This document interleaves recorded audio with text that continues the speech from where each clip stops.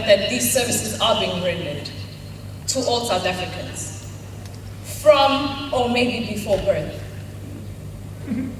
Yes, true.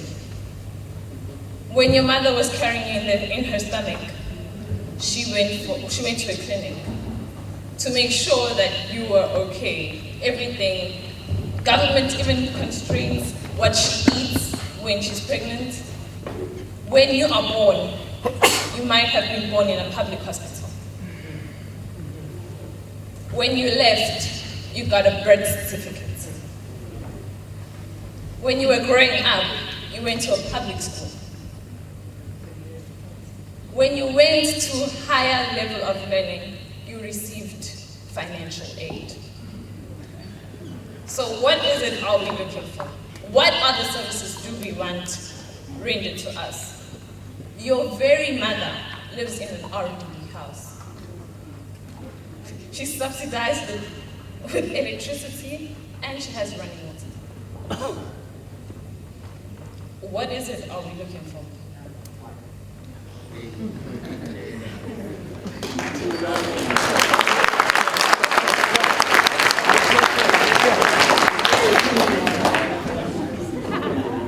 Services are always going to be a scarce resource. We'll never have enough. We'll always be in need of. But do we take into consideration that someone has to do that?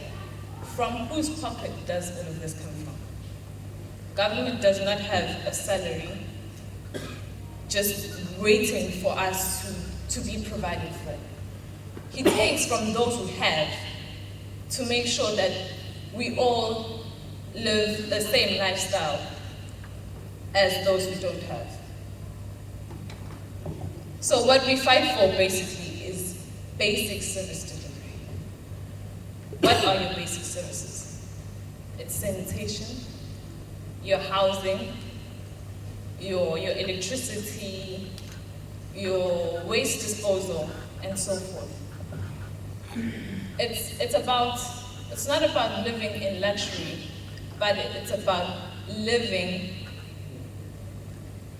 in a affording and economic manner, in the same state as everyone else. It doesn't matter that my waste is tenderized, and then if you live in the suburbs, your waste is taken by the municipality, for instance. We live different lifestyles, yes, because some can afford and some can't. But the mere fact that our needs are taken care of and are catered to is of importance.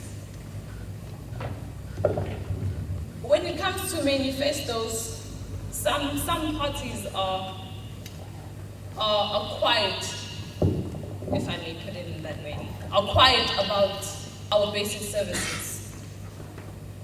They say nothing. Is it because they see where we come from, that we are at a state where we do get them on a regular basis? Or is it because they think they will never be met?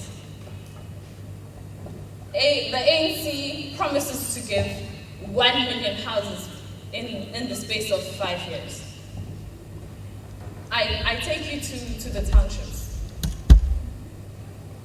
I take you to the townships and you look at the number of houses that are RDP houses.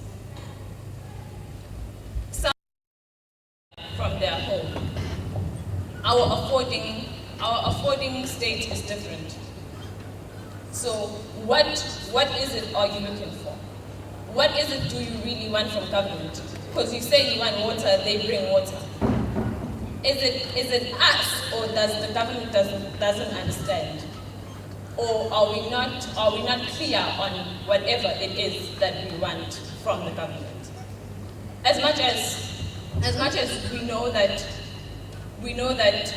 we cannot run up the hierarchy and tell government that this is what we want, this is what we want.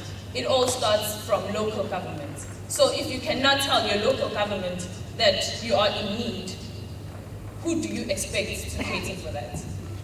I thank you.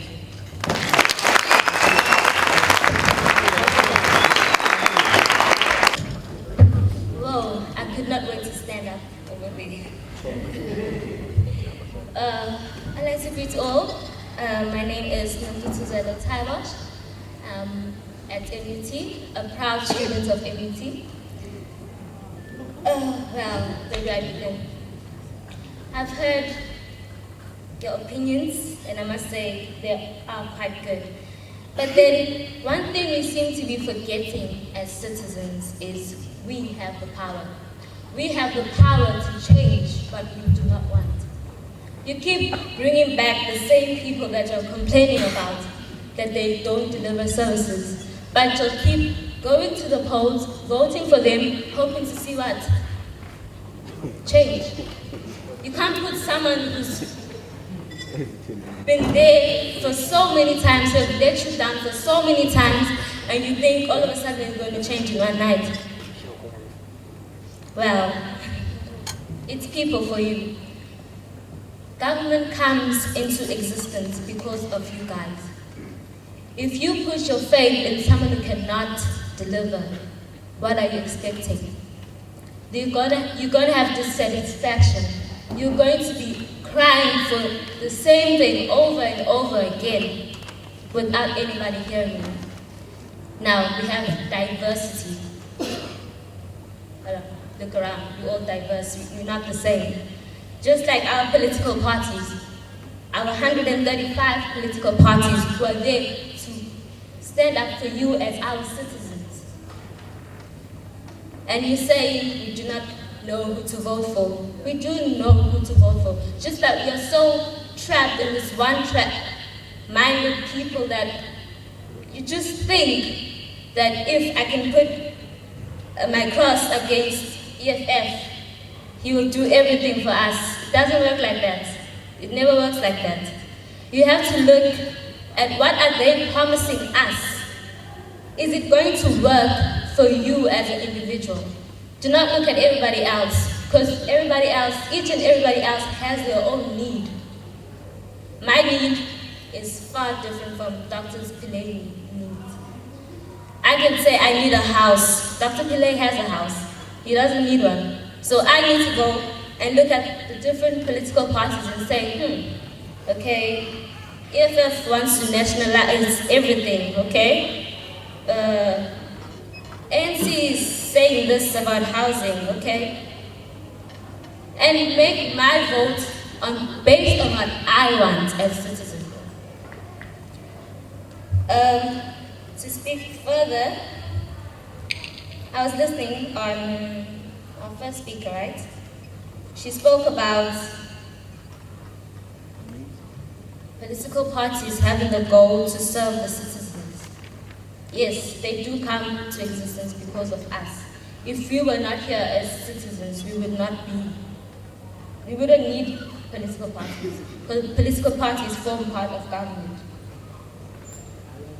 But my very, very favorite opinion that was given by our second speaker, she spoke about people who are on the streets. They have the choice. It's not political parties who put them there. They have the choice. They left home that was secure for them, and they went on the streets. It's not political parties' responsibility to come and beg you to take the education that they've given you. Education is there. Bursaries are given to people who are willing to learn.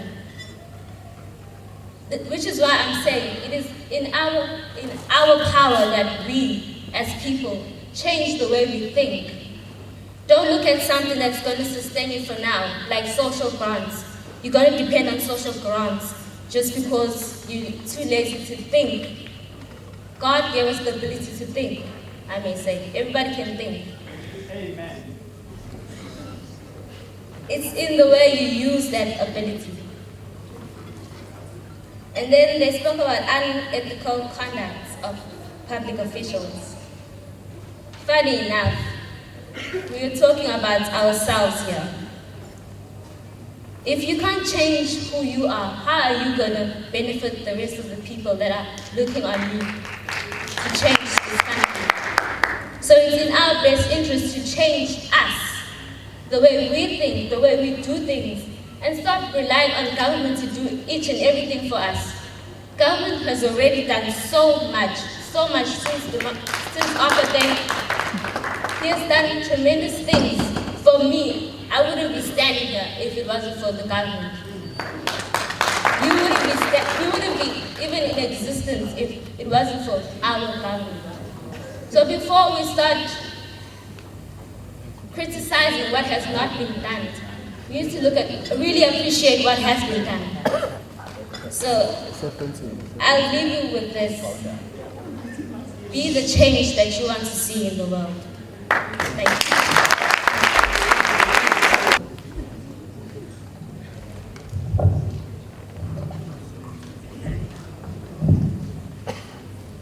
Mr. Coordinator, the lecturers, audience, my colleagues on the right and on the left, I come from a world where I was taught that true happiness is not attained through self-gratification, but through fidelity to a worthy purpose, of which is a good cause in pursuit of wealth. In this country, we have opened our borders for foreigners to come in and take in our jobs. Our country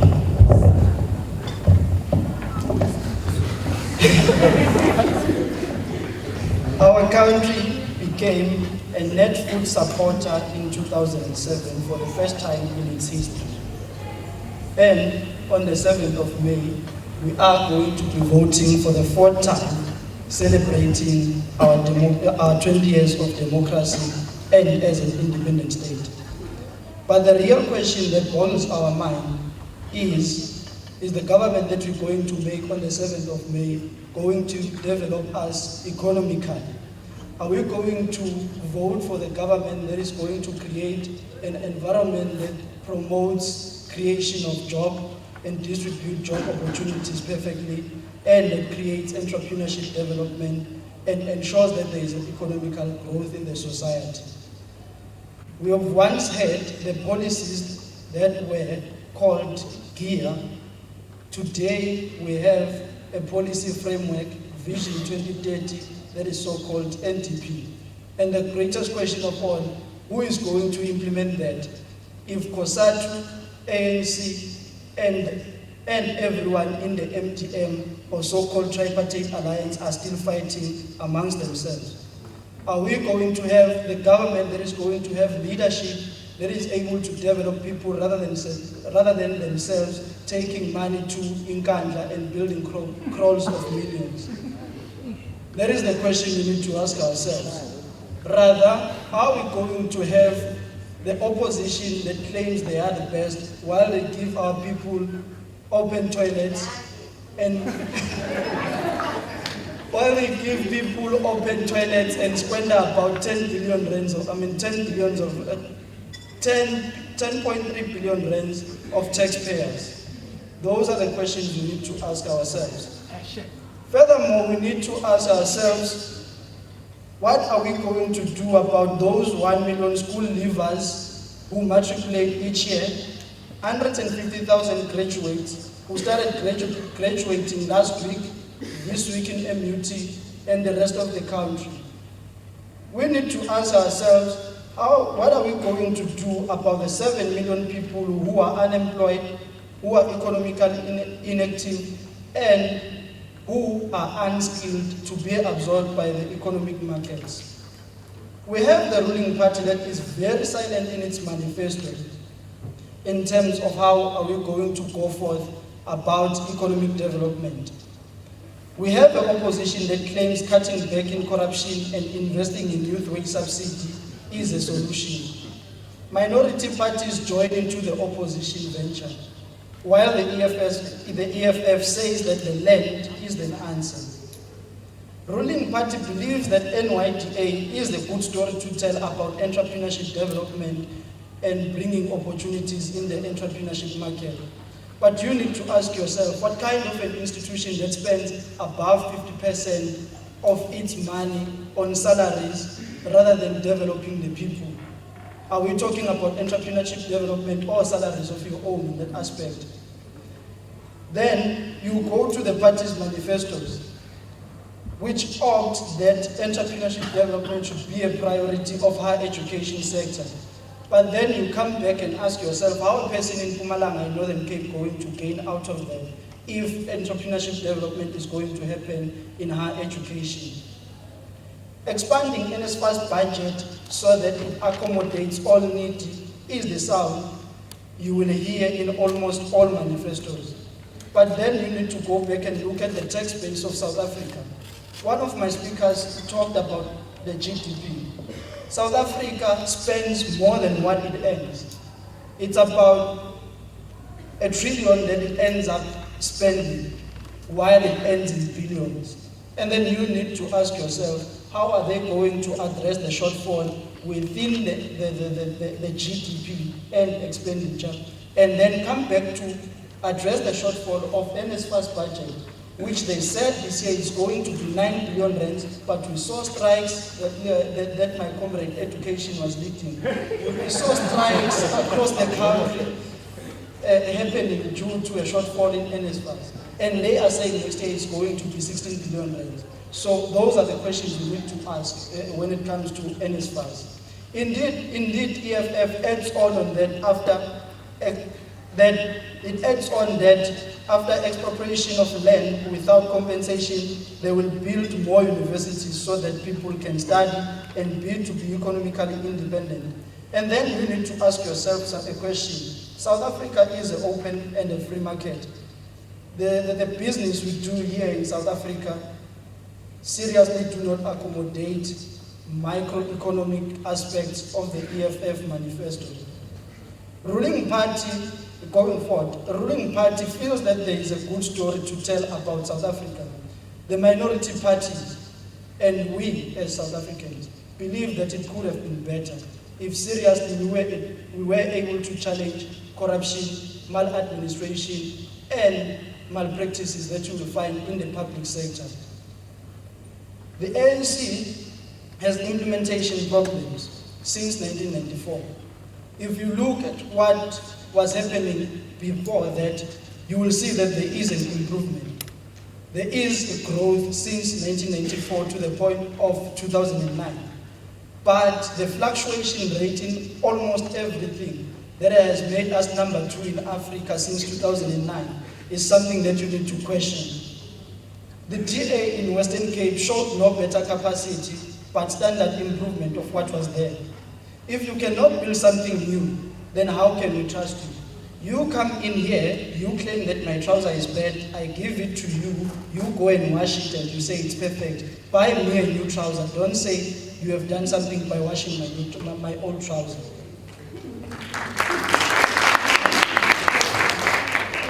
Minority parties have no clear answer as well when it comes to economic development. But we don't know what the new game players, EFF and Ahang, will tell us because they've got no other better answer as well.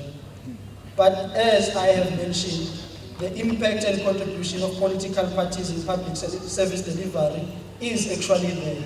Because one of my colleagues has showed you with a very important example. When you are born, since when you are conceived, when you are born, when you grow, and when you die with the service of government. You pay for the grave that you will be buried in. You get there to your grave with a death certificate in hand. You grew up with an ID, and you came to have an ID using a birth certificate. Before that, umawako wayequbuza vele esibhedlela sikahulumeni. So ngiyabonga. I would like to extend my greetings to everyone according to our respective positions, from the greatest to the least, if there's such. My name is Stembiso Mabaso, of course from Mangosuthu University of Technology, studying public administration. Now, what we're focusing on is the impact and the contribution made by political parties in terms of delivering services to the public.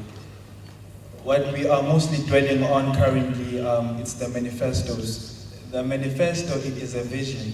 As individuals, we need to live off a vision. We cannot say we are going somewhere but not having anything to lead us there. So a manifesto is like a guideline towards that is going to be, know why are we voting for such a party. And so what I say is it needs to be put into a manifesto before we see the manifestation of it. And as my fellow lady here said, Rome was not built in a day. Even if it was, Rome was built by slaves. So we are not voting for public slaves, we are voting for public servants. They are not our slaves, but they are our servants. That's a thought according to me. So another thing that I've been dwelling upon in my thoughts is, let's take the manifestos. Put 5 manifestos on the table, remove the name of the political party and leave the manifesto over there. Would you vote for that manifesto, or are you voting for that party or for the manifesto? So we need to stop voting for parties, but voting for manifestos that we see that they are leading us somewhere, that we can be in a state where we can feel like this is a good life, if there's such a thing. A vision that I'm looking for personally is a vision that's going to make me a visionary myself. Not only them being the people with a vision, but I also need to have a vision as an individual. So what kind of vision would that be? Is a vision that will give me quality education, of course. Right here, we're not working for quantity. We cannot boast about how many students graduated in matric last year. We need to boast about was the education that was given unto them quality. So another course that I usually do, what does education mean? Education is derived from the word educate, which is taken from Greek. Educate meaning to draw from, but it seems as if right now we have lost the meaning of what education is, because we are made to be vessels that will stand and receive education instead of drawing from the fountain that we call education. So we need to be able to draw from the education ourselves, not only waiting to receive. As a writer, I was there's something that I like very much. This lady once quoted to me. She said, if you want to read a certain type of book and it has never been written, you need to write it yourself. And I realized that the kind of book that I want to read, it has never been written, so I'm writing it myself. And that's a vision that led me into having that vision for myself to write a certain type of book that I need to share. It's not a matter of I want to share it. I need to share such stories. Another thing that I like to take notice on, the people that are leading us, they must not only do things for us, but they must also teach us how to do those things, so that we can also be independent as individuals. They cannot only be like kings and we are the subjects to them. They need to teach us how to do those things so that we can live off what true independence is, or what true freedom is. Another matter that is burning in my heart is transparency. Tax, yeah. There's a lot of talking about tax. So there needs to be transparency. Where is my money going, the tax that I'm paying? Just last week, I would like to share a story with you. Just last week, I went to buy my groceries and I checked on the slip. There was, for my value-added tax, there was 175 rands taken from me. I don't know where it's there going. By now, can I use you as a volunteer, sir? Yeah?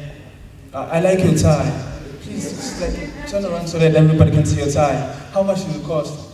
Yeah, $350. I could have borrowed a few from my friend over here and added to the 175 rand and got a black tie like that. I, Opal Stempis on my bar, so would have a tie like that right now if it wasn't for the text that was taken from me last week. So I did it. We actually, thank you very much. Thank you very much, sir. Nice shoes. Lovely. We need to know where our tax is going. There needs to be transparency in everything that takes place. Another thing that needs to happen, we need to not only know what is happening, but also understand. Because there's a difference between knowing and understanding. Have you noticed such thing? There's a difference. There's a big difference. I may know 1 + 2 = 3, but until you make me understand, I will not know how to do it myself. Until you give me, you say, okay, Stembi, so here are 2 pens over here and 1 pen over here. 2 + 1 = 3. Now I understand how to do it myself. I can do it myself, not only needing you. So what needs to happen, we need to know what are we voting for. We need to know, not know who are we voting for, but what are we voting for. It's not a matter of who, it's not about them. They have nothing to do, they are the servants. It's not about them. I can say it in many different languages. We need to know what we are voting for. Fanele sazi sisivotelani. Nyanzelekile ukuba sazi ukuba sivotelani. What other language I had? That's the only language I know. I can even use sign language. Sorry for a moment. We need to know what. I'm reminded of Nelson Mandela's. I'm reminded of Nelson Mandela's funeral. You remember what happened with the? May his soul rest in laughter as he laughs at the video himself. Thank you very much, sir. Thanks a lot. Can we have a big, comfortable, warm round of applause for our speakers? Yeah, you can scream if you want to. Oh yes, the house just became warm. I bet the one that was feeling cold is warm now. Trust me, this place is very warm. It's very warm. So now guys, what we're gonna do, we're going to get into our discussion. I see I have many burning questions in my heart. I wish I wasn't the MC, I wish I was sitting there so that I would ask my million questions that I have to my comrades and to my colleagues. Everyone in sit here, I've got a question for him or her. But before that, I'll just ask if you want to respond, if there is anything you want to say, I give you 2 minutes. I promise you, it's only 2 minutes. If there's one thing to say.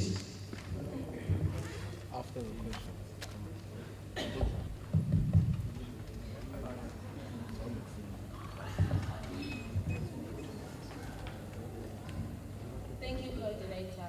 I would firstly like to thank the third speaker when she said that, I think the third speaker, she said we mustn't vote for the same people whereas we don't see the services being delivered to us as the citizens.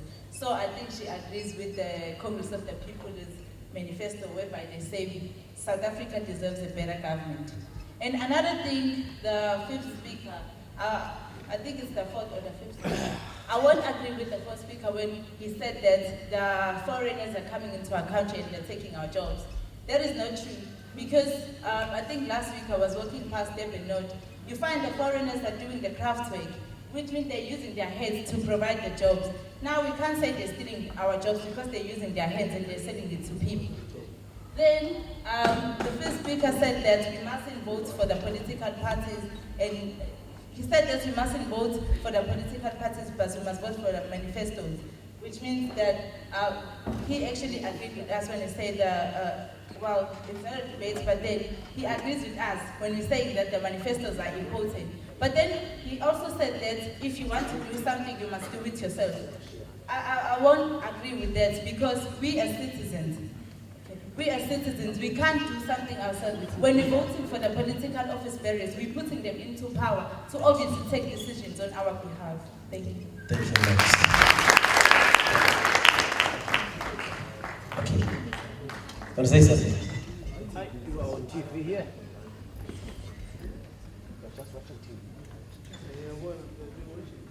Thank you, my colleague on the right. I'm just concerned about you taking on the borders have opened up for foreigners to come in and compete with us on a very tight environment that does not allow job creation and that does not entrepreneurially develop our own. That is a fact. I did not say they steal jobs. No, you misquoted.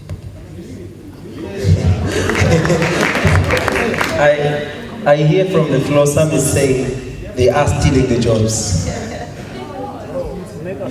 Just to reply on what you said, right? I said government we should not vote for government that does not deliver services. What I mean is, if you see that that government is not doing what he has promised, why do you still put your vote towards him if you know that he's not doing anything? I'm saying that you're not obliged to vote for the ruling party, even though you feel that they're not delivering services. That's true. That's true. Guys, due to time, because I want all of us to participate. Okay, let me just give one last speaker this side. No, she is the last one from my honorable guest speakers. I'm taking the floor now. I think it was the first speaker, if it wasn't the second. I really agree. I think it was the first.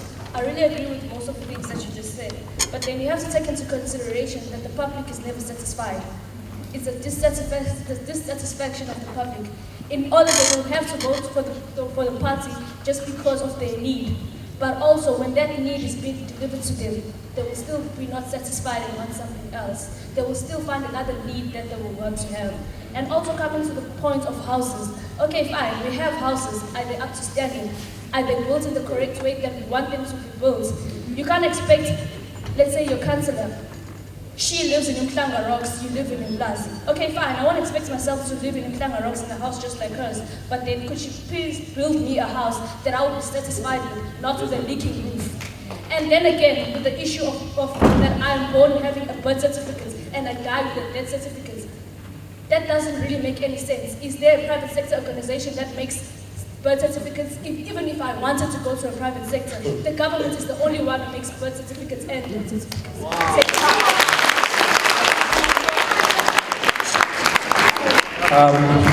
Guys, so it seems like the floor doesn't want to participate. Okay, can I have one? Okay, can I have my prefect, Orasta? Can I have you come in front, sir, please? I want you to help me with the guys. I want you to help me with the microphone when it goes to the floor. You just hand it the microphone, please. Hey guys.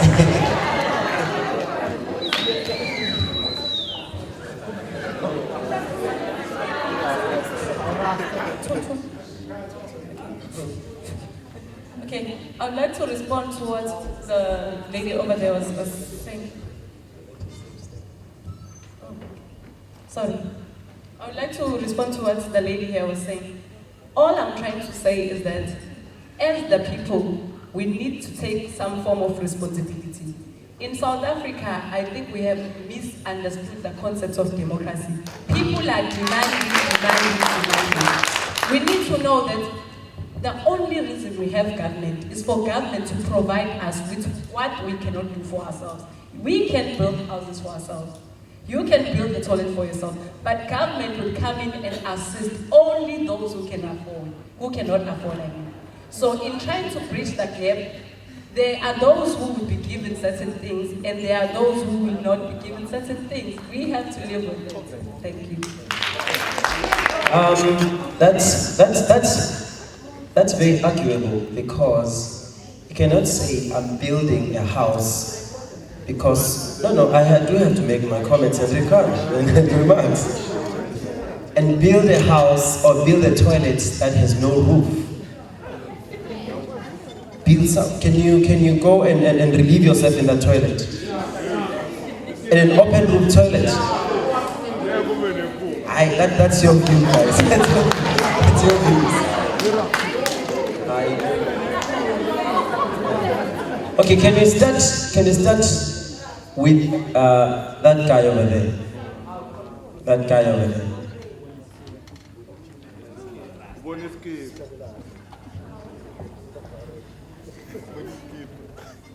Okay, we're going to start by this side because there are a few heads this side. So when we're done with this side, we're going to come with this side. Taking into consideration the time that we have. Thank you very much, Coordinator.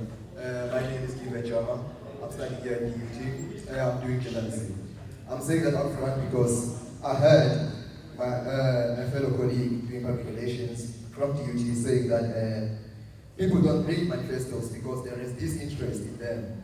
Okay? I contend that. I I believe the media actually tells us stories we have to know. Okay, they don't necessarily set the agenda for people. Us as citizens have a responsibility. When we read something from the media, we have to engage our thinking as well and interpret what is written in the media and take the media to task if they say something they shouldn't be saying. And also from M.U.T, you were generally from debated to us as citizens. But do you think that we are well equipped as citizens to also accept the challenge that we face currently? If we believe that safety is not to point, are we in a position to stand up and act on that?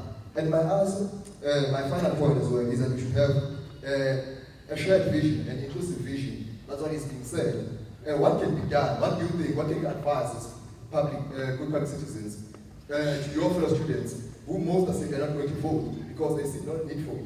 What are you going to say to encourage them to move forward? Thank you very much.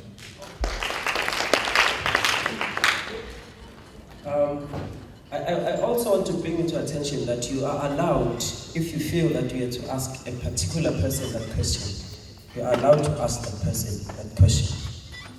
And guys, don't be biased. Just because it's your comrade, you're going to clap your hands way high. Then you're going to discourage the other one who's not your comrade, who's going to say, don't do that, guys. Let's be mature about all this. Okay, we have a hand here. I said we're going to finish by this side, guys. I said that. Just say you'll be number 1, number 2, number 3, so that you just say. Okay. You'll be from now, you'll be number 1, number 2, number 3, number 4. Are you raising your hand? You just, okay. 5, 6. Did I count you, bro? I did. I said 1, 2, 3, 4, 5, 6. Okay. Give to her the microphone. The first lady here from M.U.T. My name is Sansiwe. I'm a public management D.U.T student. The M.U.T. first lady, you said that we as citizens should build our own houses. So it's been broadcasted by the news that some people do build their own houses, but then government comes and it demolishes the houses because government says that they didn't build the houses they built the houses in the sites of the government. So how are we supposed to build our own houses if government is going to come and destroy them?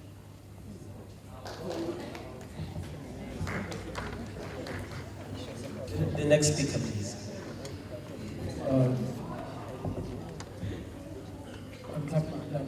Thanks for the presentation made by the speakers, but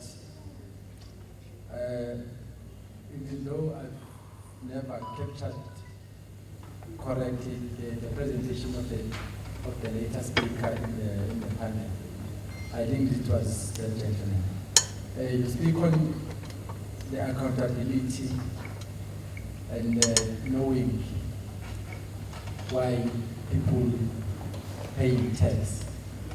I think, firstly, if you are in a high education level, you should know that the government itself, it has to have funds that will go to the government spending, so that it will be able to provide the service delivered to people. For instance, those houses that were recently delivered in Colombia, it was taxpayers' money. That it's there to provide service for poor people. As you know that the ruling party currently is on the Operation Cook. Those things, I just want to clarify that. Thank you. The third speaker, where was you, JP? Thank you. Thank you, guys. Great to you all. I would like to touch on the point of National Development Plan and Action Growth Plan. What is the difference or the improvement that they will make from the previous plans, like the gear and also the RDP, that will improve the level of service delivery in our country. That was my question. Thank you. The question is posed to. Oh, it's posed to M.U.T and D.U.T. Okay. Response. I said 3 questions, guys, so that would be controllable. If you all pose the questions to them, how are they going to capture all those questions? Okay.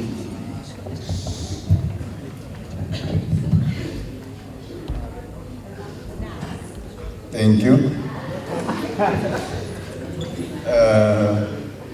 I would like to answer Brother Mjay.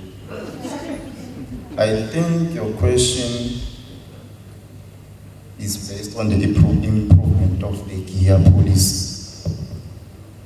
Then you included the RTP, which is another policy. Those policies are likely to be the same because the RTP is the improvement as we are here right now. The RTP from 1994 till today, there is an improvement and a development through the houses that have been built, from the township to the rural areas. Even the urban areas, CBDs, there are construction around here. As you can see, the infrastructure program, there's 2 bridges that were built here 2 years back, which is the part of the RTP. And the gear policy, it is the one and the same thing in the RTP because they promote the RTP policy. Thank you. Do you want to respond? I would like to respond to the lady about the issue of the demolished houses. In South Africa, for somebody to be a legitimate landowner, you need a title deed. If you build a house in any area that was not given to you, definitely they'll destroy that house. I was not saying that people must build houses. I mean, there are certain people who can afford to do things for themselves. Those people must do things for themselves. Only those that cannot, that must be provided for. Well, it's not those that have that protest, it's those that have not that protest. Because they don't have, and they're not given to. That was just a comment.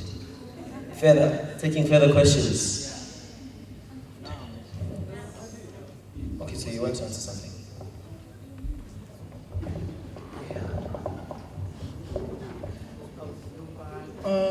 On 5 questions that were asked, my colleague has addressed some of them.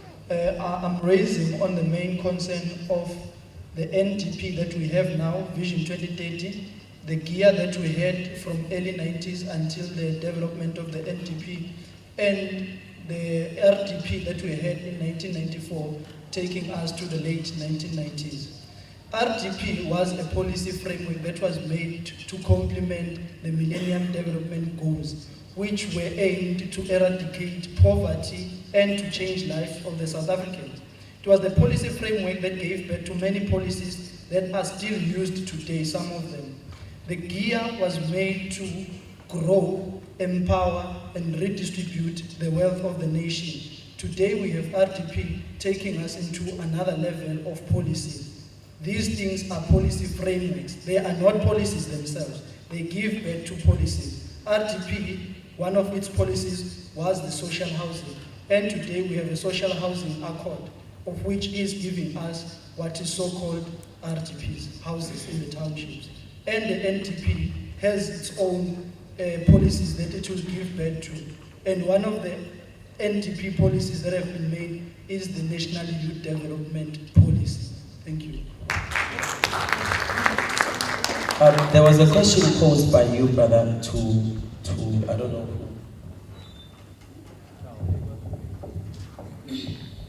Well, Well, the answer to you, gentlemen, you said that, I said that some members of the public are influenced by the media. Because, you know, in the News 24, it has reported that the media, the people, the journalists, they tend to focus more on the negative things about the politicians, and they forget to write about the positive things that the politicians do. That is why I'm saying that some people will be influenced by those things that are said, whereby sometimes they are not true. And you know what they say, you cannot believe everything you read in the newspapers. Thank you. Thanks a lot. Let's proceed with our questions. I ended up, okay, here you have the mic. Question is one. NSFAS was designed for the poor and needy, but are we going to give NSFAS to people who will go on to fail? Are we going to give those people? Or we give it to people who have the money, but we know that they will pass? Thank you.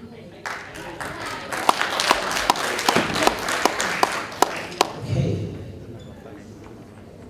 The question was, are we going to give the poor who will fail?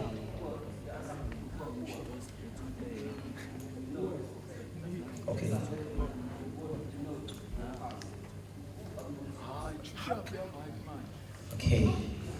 Okay, wow. It's a question. In passing, who's the next person? Coordinate. Have you noticed that hands increased that side? I already pointed them. Okay. Thank you very much.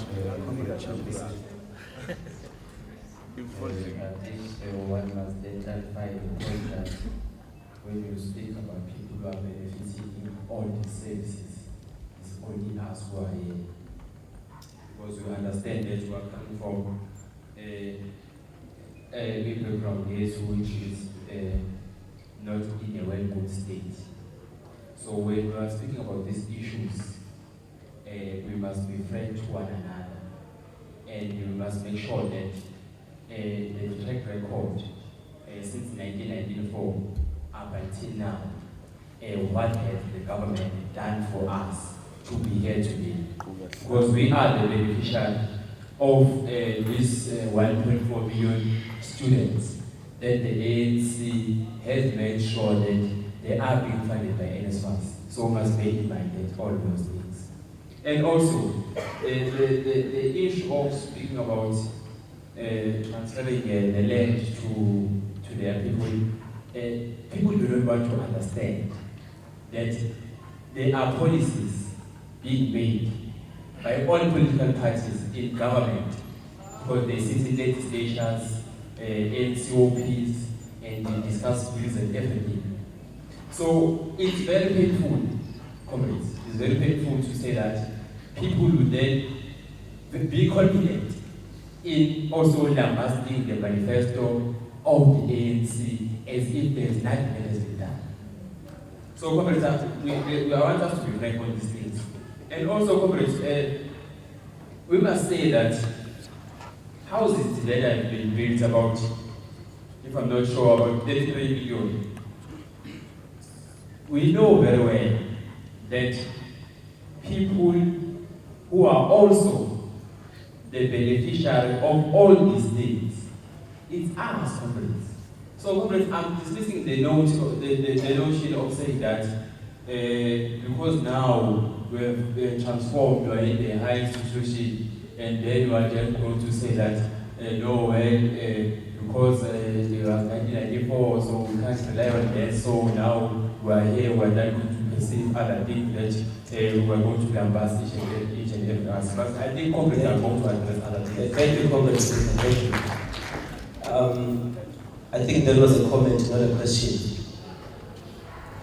Though we are unclear about the comments, but yeah, those comments. Let's proceed. The only question I have just one question. The third one. Please, guys, 2 minutes. I know the comrade, I don't know what to call it, a comradical accent. You don't have time for that. Just stay to the point. You can't control accent. You can't control the accent, Chief. No. How to vote this one now? Thank you very much. That is the last one. Thank you very much, Chairperson. My name is M.U.T. I happen to be a public management student. Mine is going to be a comment because I think in the preamble of the discussion was that it was all had our contributions towards the topic at hand, more than posing a question to the panel. Because I think it's very important that as academics, we must bring sound intellectual debates and bring facts to the table in any discussion that we're undertaking. Because just bring a comment from the panel, I think it's very important. One of the speakers, the first speaker from D.U.T, touched on the issue of the manifesto. It's very important that we do not separate individual leaders outside the political organizations that they lead, because you cannot separate politics and policy. And each and every member of public service or public office bearers have their own constitutional mandates, because each and every organization or political parties go to national conferences and national policy conferences where they take their own mandates. So we must also bear in mind some of those things, that these political office bearers that are elected are not given a blank check, you see, because it's very important that they are held accountable to some of the deliverables which are also in the manifesto. But also with regards to the topic at hand, because it says the impact and contribution of political parties in public service delivery.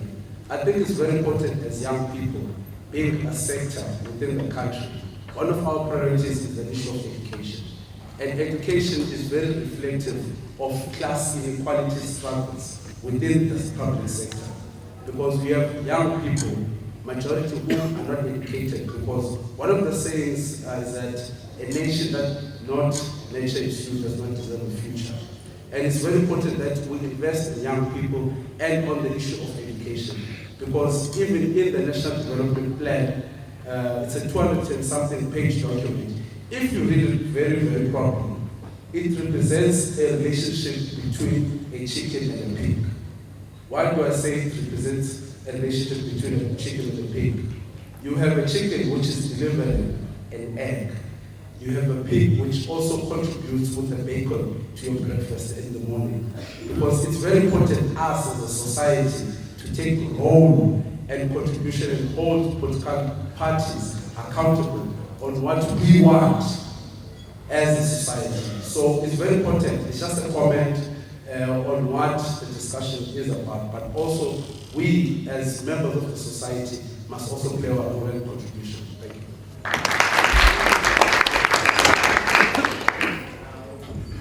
Okay, those are 2 comments and 1 question. So we need 3 questions now.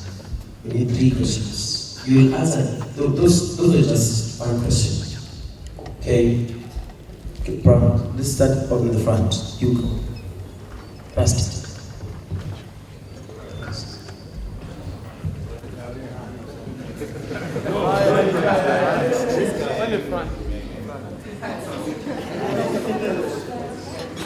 Thanks, coordinator, for protecting me from vultures. I can say that I'm about to be demolished. I will be very short. I want to introduce myself. Do you mind standing for camera's sake? Thank you. Just the cameras at times. Yeah. No, I'll be very short. I think I've understood everything that was said by panelists, D.U.T and M.U.T. But I must say that I was very much impressed by much of the things that was said by our panelists. Thank you very much. And the organizer of the debate, for us as young people to engage, I think it must be appreciated too. On the issue of free education, I think we must visit history. History is very important, and it must be told as it is. I think the first metric that started free is that of 1994. Before even the day of election, that was first metric, free education was realized then. And the first organization that spoke about free education, it was not ANC, it was not any other organization, but it was South African Communist Party.